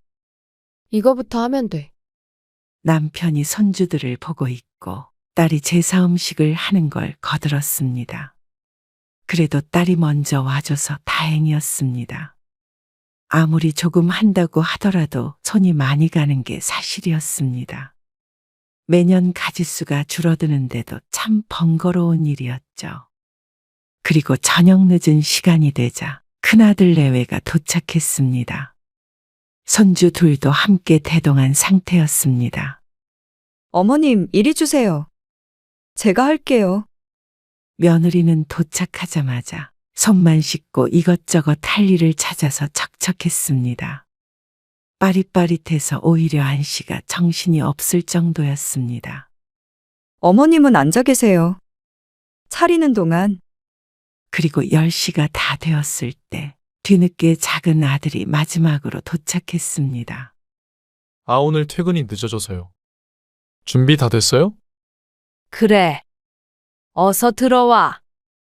작은 아들이 들어와서 안씨의 옆에 섰습니다. 예성이 이 시간에도 학원에 가? 아, 예. 지금쯤은 집에 있겠죠. 비록 아들네 집과 안씨의 집은 20분이 채 안 걸리는 거리였지만 그저 고개를 끄덕였습니다. 꼬박꼬박 와서 챙기는 큰 며느리가 고마운 거지 자주 오지 않는 작은 며느리가 미운 것은 아니었습니다. 걱정인 것은 큰 며느리가 서운해할까 봐였습니다. 어머님, 두세요. 제가 치울게요. 아니야. 내가 치울 테니까 비켜서 봐. 그래서 안씨가 더 분주하게 움직이게 되었죠. 제사가 끝나고 안씨는 큰 며느리의 한숨 소리를 들었습니다. 힘들지? 힘들어도 1년에 한 번인데요. 뭘? 동서는 또 뭐가 바쁘대요? 예성이 학원 때문에. 하지만 더 나이가 많은 두 손주들이 큰 며느리와 함께 와 있었습니다. 아직 초등학생의 학업 때문에 못 온다는 것은 핑계처럼 들리는 게 사실이었습니다. 그냥 눈 가리고 아웅하는 것이었죠. 한두 번이 아니기에 큰 며느리도 어느 정도 포기를 한 모양이었습니다. 생일이든 무슨 날이든 제일 가까이 사는 작은 아들네가 제일 참석률이 낮았습니다. 사실 참석률이라고 하기에도 민망한 것이 참석한 날을 꼽는 게 어려웠습니다. 1년에 한 번 보면 올해는 많이 봤다 할 정도였습니다. 매번 변명은 다양했는데 대부분이 손주의 학업이었습니다. 하지만 그마저도 손주가 중학교에 들어가면서 써먹기가 힘들어졌습니다. 뭐? 예성이가 그렇게 사고를 치고 다닌다고? 그러게 나도 몰랐는데 요즘 오빠네 집 분위기 장난 아니야. 어떻게 알아? 모를 수가 없어. 오빠랑 새언니랑 맨날 학교도 들락날락 하는 것 같던데. 학교에도 불려가? 불량한 친구들이랑 어울리나 봐. 얼마 전에 가출한 걸 오빠가 다시 끌고 왔대. 딸의 말을 듣고는 깜짝 놀랐습니다. 안씨도 전혀 몰랐는데 손주가 진작에 공부하는 담을 쌓았다고 했습니다. 여태껏 예성이 학원 다녀서 제사도 못 오고 명절에도 못 온다고 그러더니 다 핑계야. 딸이 궁시렁거리는 소리를 들으며 안씨도 한숨을 쉬었습니다. 아들네에 안 좋은 일이 생겼다니 안타깝지만 딸이 투덜거리는 것도 이해가 갔습니다. 이제는 무슨 핑계를 대려나 궁금하네. 그런데 그 뒤로 작은 며느리는 양심껏 손주 얘기는 꺼내지 않았고 바쁘거나 아프다는 말을 자주 하게 되었습니다. 안씨의 칠순에도 말이죠. 어쩌죠? 어머님, 너무 바빠서 못 갈 것 같아요. 작은 며느리는 손주가 태어나고 회사를 나와서 쭉 복직을 하지 않았습니다. 한 달에 한두 개씩 일을 받아서 집에서 부업처럼 한다고는 들었습니다. 그래서 한 달에 한두 번씩은 바쁜 날이 종종 있는 건 알고 있었죠. 지금이 그때인가 보다 싶었습니다. 그럼 어쩔 수 없지. 바쁘다는데. 칠순 미리 축하드려요. 가진 못해도 제 마음 아시죠? 그래, 알어. 고맙다. 안씨는 그렇게 전화를 끊었는데 다른 시누이는 시누인가 싶었습니다. 작은 며느리가 못 온다고 하자 전화를 건 모양이었습니다. 아무리 그래도 칠순에 빠지냐고 말이죠. 주말에 다들 시간 내서 오는 건데 유일하게 작은 며느리만 바쁘다고 하니 딸이 화가 단단히 난 것 같았습니다. 아니, 아무리 바빠도 칠순에 밥 한 끼 못 먹을 정도로 바쁠 리가 있어? 집에서 일하면 충분히 조절할 수 있는 문제잖아. 나도 멀리서 가는데 그렇다고 전화해서 따졌어? 따진 게 아니라 뭐가 그렇게 바쁘냐고 물어본 거야. 그러니까 완전 귀청 떨어지는 줄 알았어. 내가 새언니 일에 대해서 뭘 아냐면서. 바쁘다는 걸 뻥치는 사람이 어딨냐는 거야. 아니, 누가 뻥이래? 얼마나 바쁘냐고 그런 거 가지고. 안 씨가 골이 아파서 머리를 짚었습니다. 막내딸과 작은 며느리가 전화로 대판했다는 소리에 심기가 어지러웠습니다. 그냥 그러려니 하지 못한 딸의 탓도 있었고 시모의 칠순에마저 오지 않는 며느리의 탓도 있었습니다. 그래도 안 씨가 어머니로서 할 수 있는 말은 한 가지였습니다. 내 칠순 때문이면 괜히 싸우느라 힘 빼지 말어. 올 사람 오고 못 오는 사람은 어쩔 수 없는 거지. 하지만 딸뿐만이 아니라 큰 며느리도 불만이 있는 것 같았습니다.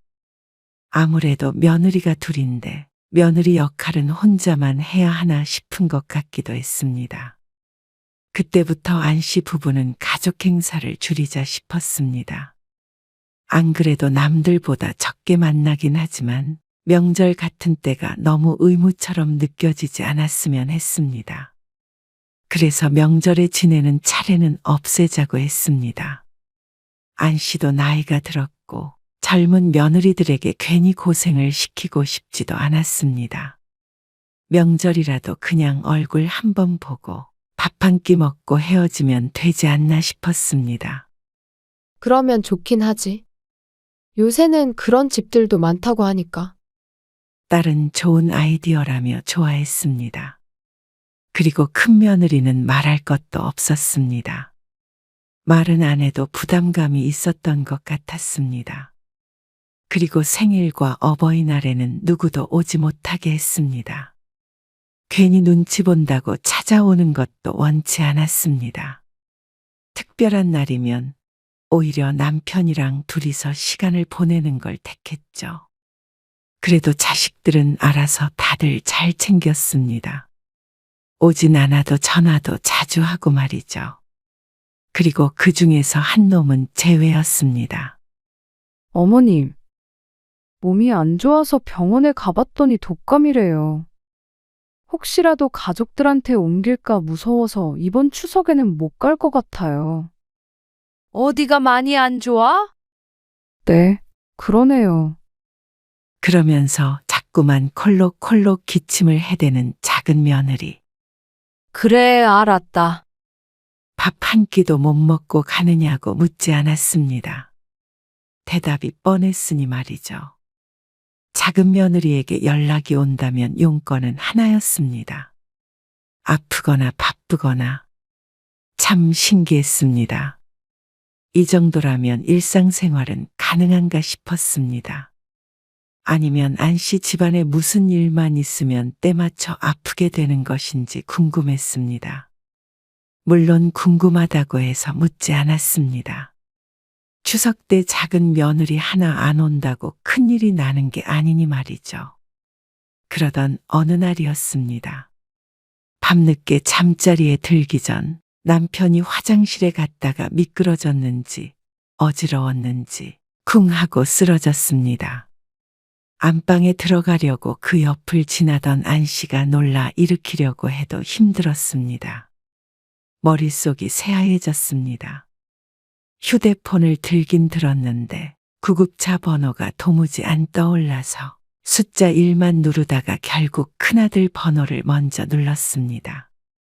그런데 신호음만 가고 전화를 받지 않았습니다. 얼른 끊고 자식들 번호를 막 눌렀는데 하필이면 작은 며느리에게 걸린 전화. 불행인지 다행인지 신호가 얼마 안 가서 며느리가 전화를 받았습니다. 지금 네 시아버지가 어디가 아픈가 넘어져가지고. 안 씨가 횡설수설하는데 작은 며느리가 조금 놀란 듯 대꾸했습니다. 넘어지셨다고요? 119 얼른 부르세요. 아, 구급차 번호가 생각이 안 났지 뭐냐? 저보다 그게 빠르죠. 저 지금 바빠서 밥도 못 먹고 일하고 있어서 지금 당장 나가지는 못하거든요. 아주버님한테 전화해 보셨어요? 이만 끊으마. 구급차 불러야 해. 안 씨는 며느리가 하는 소리를 다 듣지도 않고 전화를 끊었습니다. 결국 다른 사람한테 전화하란 소리였으니 말이죠. 전화를 끊고 나자 조금 마음이 차분해졌습니다. 침착하게 구급차를 부르자 큰아들에게서 전화가 왔습니다. 병원으로 바로 오겠다고 했습니다. 그리고 조금 후에 안 씨는 병원에서 두 아들을 만났습니다. 제가 연락했어요. 큰아들이 작은아들에게 알린 모양이었습니다. 그리고 한참 후 다행히 머리에는 이상이 없다는 말을 들으니 다리에 힘이 풀리는 것 같았습니다. 아들들도 한시름 놓은 표정을 지었습니다. 그때 큰아들이 안 씨에게 말했습니다. 제가 전화 안 받으면 우혁이한테 전화를 하시지 그러셨어요. 큰아들이 작은아들을 가리키며 물었습니다. 저는 회식 중이었고 예성이 엄마한테라도 하셨어야죠. 요즘 바쁜 거 아니야? 요즘엔 한가해요. 집에 계속 있는데. 이미 전화통화를 한 건 모르는 모양이었습니다. 아무리 일을 해도 회사에 있는 것도 아닌데 못 온다는 말에 야속하다고 생각했었는데 그조차도 거짓인 모양이었습니다. 그때 안 씨는 작은 며느리에 대한 마음을 아주 접어버렸습니다. 원래는 그래도 내 며느리라 딸이 뭐라고 해도 감쌌고 미워하지 않으려고 노력했습니다. 하지만 이건 해도 너무한 듯 했습니다. 며느리에게 시집 식구들은 식구가 아닌 것 같았습니다. 그냥 피하고 싶은 귀찮은 존재들인가 싶었습니다. 그런데 아무리 그래도 시아버지가 쓰러졌다는데 그런 반응을 보일 줄은 몰랐습니다. 그리고 안 씨가 전화를 했었던 사실은 안 씨밖에 몰랐습니다. 다들 큰일 날 뻔했다는 말만 했지 작은 며느리가 그 상황에서 바쁘다고 했던 것은 알지 못했습니다. 안 씨는 입을 다물었습니다. 하지만 2년 뒤 남편의 팔순에도 오지 않는 며느리를 보니 그때 아무 말 안 하고 넘어간 게 후회가 됐습니다. 사람이 아무 말을 안 하니까 바보 취급을 하는 것 같았습니다. 그래도 팔순인데 잔치는 해야 하지 않아? 맞아요. 칠순 땐 잔치 안 했으니까 그래도 친척들도 좀 부르고 해야죠. 네 아버지는 가족끼리만 모여서 밥 한 끼 먹자던데. 그건 언제든지 할 수 있는 거고요. 한 번밖에 없는 팔순인데 잔치까지는 아니더라도 손님도 좀 더 초대하고 해야죠. 그럼 너무 거창하게는 하지 말고. 네. 저희가 알아서 준비해 볼게요. 가까이 사는 친척들도 초대를 해서 식당에서 식사를 하기로 했습니다. 너무 요란한 건 남편이 바라지 않았지만 그래도 팔순은 좀 더 특별했으면 한다는 게 자식들의 말이었습니다. 세 자식들이 돈을 걷어서 한다고 했습니다. 그래서 인원수에 맞춰서 예약을 했죠. 그게 팔순 서너 달 전이었습니다. 그런데 팔순을 얼마 안 남겨두고 작은 며느리가 오지 못하겠다는 말을 했습니다. 참, 이게 이상하게 꼭 이런 때 일이 생기네요. 공교롭다는 듯이 얘기하지만 안 씨는 기가 찼습니다. 어쩐지 지난 설에 오랜만에 왔다 싶었습니다. 그렇게 계속 시집 행사에 참석할 며느리가 아니었습니다. 하지만 이번엔 올 줄 알았습니다. 다른 날도 아니고 말이죠. 그리고 남편이 쓰러졌던 날 이후로는 어째 얼굴을 몇 번 비추는 것이 미안한 마음이 있긴 한가 싶었습니다. 하지만 사람이 그렇게 쉽게 바뀌지 않는 것 같았습니다. 너는 어떻게 주말에 하는 팔순에 잠깐도 못 온다고 그러는 거야? 그게 일 때문에요. 몇 달 전부터 약속이 돼 있던 거잖아. 일이 갑자기 들어와서 그래요. 자고 가라는 것도 아니고 또 가깝잖냐? 와서 밥 먹고 얘기 좀 하다가 갈 시간도 없다는 거야. 이렇게까지 따져본 것이 처음인 것 같았습니다. 좋은 게 좋은 거다 생각했던 세월 때문에 며느리가 이럴 수 있었던 것 같았습니다. 안 씨가 언성을 조금 높이자 며느리가 말했습니다. 어머님, 제가 다른 것도 아니고 일 때문에 바빠서 그런 거잖아요. 먹고 살려고 그러는 건데 그렇게 윽박을 지르시면 서운해요. 뭐? 제가 집에서 놀고 먹는 줄 아시는데요. 저도 집에서 일도 하고 그래요. 바쁜 걸 바쁘다고 그러는데 아버님 팔순잔치에 못 간다고 그렇게 말씀을 하세요? 기가 막혔습니다. 지난번 명절인지 제사인지는 아프다고 그랬다가 밖에서 딸과 딱 마주친 적도 있었습니다. 그러면서 어쩜 이렇게 뻔뻔하게 따지고 드는지 몰랐습니다. 지난 설에도 바빠도 가려고 제가 얼마나 노력했는 줄 모르시죠? 그리고 제가 딱 못 간다고 말씀드린 건 아니잖아요. 그럴 가능성도 있다는 거죠. 아까는 일 때문에 못 선다고 그러더니 이제는 그럴 수도 있다고 한 발짝 물러났습니다. 너무한다 싶었습니다. 설 당일에 잠깐 와서 얼굴만 비추고 음식만 싸간 것을 갖다가 생색을 내고 있었습니다. 그리고 평소에 한량 같이 사는 걸 모르는 식구는 없었습니다. 작은 아들도 종종 며느리에게 다시 회사에 들어가길 바라는 식으로 얘기를 하기도 했습니다. 그런 걸 보면 작은 며느리 하는 일이 이렇게까지 눈코 뜰 새 없이 바쁠 리가 없었죠. 매년 돌아오는 다른 날이면 몰라도 팔순 정도는 눈 딱 감고 올 수 있는 것 아닌가 싶었습니다. 환갑도 칠순도 아니고 말이죠. 아무리 오기 싫다고 해도 이 정도면 그냥 원수 사이가 아닌가 하는 생각까지 들었습니다. 안 씨는 밤새 뒤척였습니다. 며느리가 한 말이 자꾸 생각나서 잠이 오지 않았습니다. 이렇게 평생 살 생각인 것 같았습니다. 이런 게 무슨 가족이고 자식인가 싶었습니다. 아들도 똑같았습니다. 그런 며느리를 뻔히 알고 있으면서도 무슨 일이 있으면 혼자 오거나 아예 같이 오지 않는 일도 많았습니다. 며느리의 모든 행동이 다 아들이 묵인하니까 할 수 있는 것들이었습니다. 그리고 팔순 전날 오후에 안 씨는 작은 며느리에게 전화를 걸었습니다. 오늘 도저히 못 오겠냐? 저도 가고 싶어요. 근데 일도 중요한 거잖아요.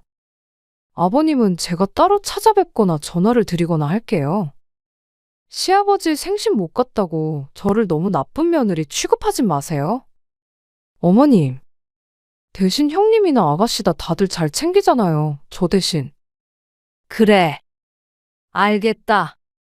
정말로 못 온다는 거지? 네. 그렇게 됐네요. 안 씨는 더는 말을 잇지 않았습니다. 그리고 은행에 들렀다 왔죠. 다음 날 정말로 며느리는 오지 않았습니다. 시아버지의 용돈이라고 돈봉투를 하나 들려서 아들만 보냈습니다. 둘째 아들 이혼했어? 이혼은 무슨... 아니, 며느리는 어디 가고 혼자 저렇게 앉아 있어? 바빠서 그렇지. 남편의 목소리가 들렸고 그걸 작은 아들도 들은 것 같은데 딴청만 피울 뿐이었습니다. 친척들 20명 정도가 왔고 다 같이 식사를 하고 헤어졌습니다. 남편이 몸이 안 좋아 저녁 늦은 시간에 집으로 돌아왔고 자식들도 따라서 왔습니다. 큰아들 내외, 작은아들 그리고 딸과 사위. 안 씨는 자식들을 훑어보고는 서랍장에서 봉투를 2개 꺼냈습니다. 자, 이거 받아라. 우리 집 식구 되어줘서 고맙다는 뜻으로 아버지가 주시는 거야. 이게 뭐예요? 큰며느리와 사위가 어리둥절한 표정을 지었습니다. 우리 집안 대소사도 신경 써주고 그래서 고마워서 주는 거야. 우리도 이제 나이 들어서 벌써 아버지가 80이잖아. 조금씩 재산 정리하려던 차에 생각나서 주는 거야. 그리고 그 봉투 안을 보더니 다들 깜짝 놀랐습니다. 각자 2천만 원씩 들어 있었습니다. 그리고 3천만 원씩 더 송금해 주마. 큰며느리와 사위에게 5천만 원씩 나눠주겠다는 말이었습니다. 그러자 작은아들이 발끈했습니다. 저는 왜 아무것도 없어요? 우리 집 일에 발벗고 나서준 며느리랑 사위 고마워서 주는 건데 예성이 엄마한테 주면 너무 불공평하잖아. 네. 안 주는 게 불공평한 거죠. 지금 내 칠순에 왔니? 네 아버지 팔순에 왔니? 아니면 명절이나 제사에 제대로 오기나 했니? 어버이날에 한 번 오기나 했니? 저번에 아버지 쓰러졌을 때도 병원에 코백이나 비쳤어. 아, 그건 일이 있으니까. 세상 모든 일을 예성이 엄마가 다 한다니? 그렇게 바쁘면 이 돈 없어도 잘 살 만큼 벌겠네. 엄마, 마음 같아서는 5천만 원이 아니라 더 챙겨주고 싶은데 그건 차차 하자. 우리가 10년 더 살지 20년 더 살지 모르니까. 작은아들은 분개했습니다. 자식을 차별한다며 화를 냈습니다. 500만 원도 아니고 5천만 원을 나눠주면서 어떻게 저희만 쏙 빼놓을 수가 있으세요? 우리도 사람인데 부모 챙기는 자식에게 더 마음이 가는 거 아니겠어? 그리고 마음 가는데 돈이 가는 거잖냐. 그게 말이 돼요? 저는 왔잖아요. 내가 뭐 네 형한테 주니? 아님 막내한테 줬어? 며느리랑 사위한테 주는 거라니까 그러네. 그래서 내가 어젯밤에도 예성이 엄마한테 진짜 안 올 건지 여러 번 물어봤다. 진작 말씀하셨으면 데리고 왔죠. 돈 줄 줄 알았으면 왔다는 말이야? 그러면 죽어도 못 올 상황도 아니었다는 소리네. 아니, 그게 아니고요. 어쨌거나 그런 줄 알고 이만 가봐라. 피곤하다. 아버지도 쉬셔야 하고.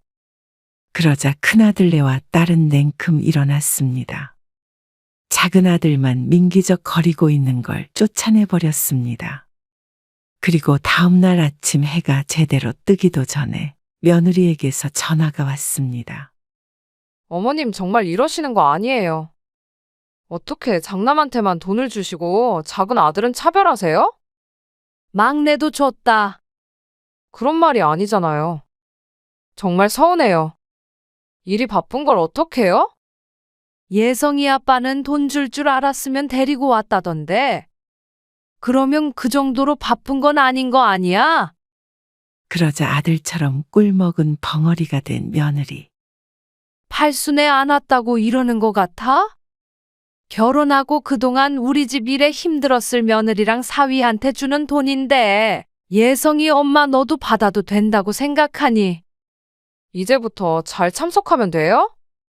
이제 참석할 일이 또 뭐가 있냐? 어머님 팔순도 있잖아요. 글쎄 내가 그때까지 건강하게 살아있을지 모르겠네. 어머님, 지난 20년의 대가라고 생각해라. 그러자 며느리는 뒤늦게 사과를 했습니다. 작은아들도 그렇고 후회한다고 했죠. 하지만 이미 끝난 팔순잔치를 다시 할 수도 없는 노릇이었고 지나간 일을 되돌릴 수는 없었습니다. 자식으로서 아무것도 하기 싫고 부모가 주는 건 똑같이 받고 싶다는 심보가 못된 자식이었습니다. 어째서 부모가 자식에게 공평하게 주어야 한다고 생각하는지 몰랐습니다. 자식이 부모에게 똑같이 하지 않는데 말이죠. 5천만 원이 아까웠는지 작은 아들 내외는 뒤늦게 후회에 눈물을 흘렸지만 안 씨는 앞으로도 작은 아들에게 무언가를 해줄 마음은 없었습니다. 그리고 다른 자식들에게 덮어주는 대신에 부부끼리 잘 살자 생각했습니다. 자식이 오나 안 오나 이제는 정말 신경 쓰지 않고 명절도 그냥 각자 보내라고 했습니다. 그게 마음 편한 말년을 보내는 길인 것 같았습니다. 자식에게 분리된 삶을 사는 것이었습니다. 그러면 이런 일이 반복될 일은 없겠죠.